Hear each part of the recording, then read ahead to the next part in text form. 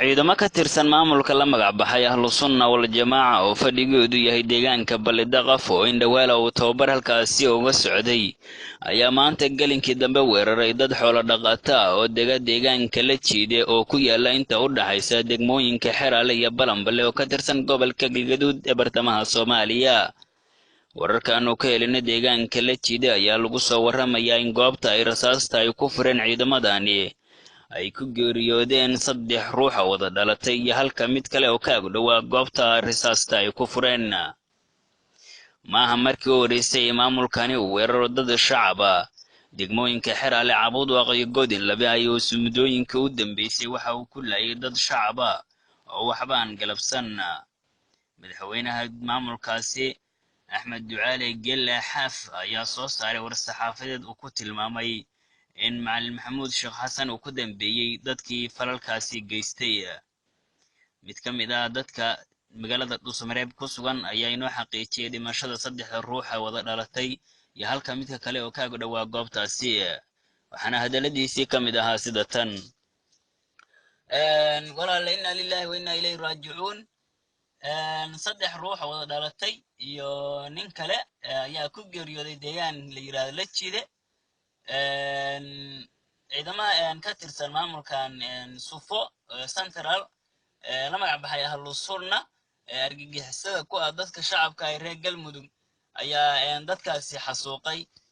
waan gartay waxaa tirin ciidamo ka tirsan maamulka ayaa meesha tagay. ma jireen cid ay meesha isku hayeen ay isku qoomeen ama waxay u aadeen mase deegaanka ay hore u joogeen oo meesha ay magaranaysaa ay joogeen awal markii hore? ma aysan joogin meeshay deegaanka Balidaqaf ayay joogeen ciidamadan tababar uga socon jiray. marka maanta gelinkii dambe ayay tageen deegaankaasi goob maqaayad ah sidaan war ku helayo goob ma joogine ayay dad shacab oo fara badan oo goobta maqaayadda ku jiray meel howl ah ayay dub saareen iyagoon u tagin oo la hadlin. 3 nin oo wada dhalatay ayaa meesha ku geeriyooday iyo nin kale oo ka agdhowaa. 6 qofna way ku dhaawacantay.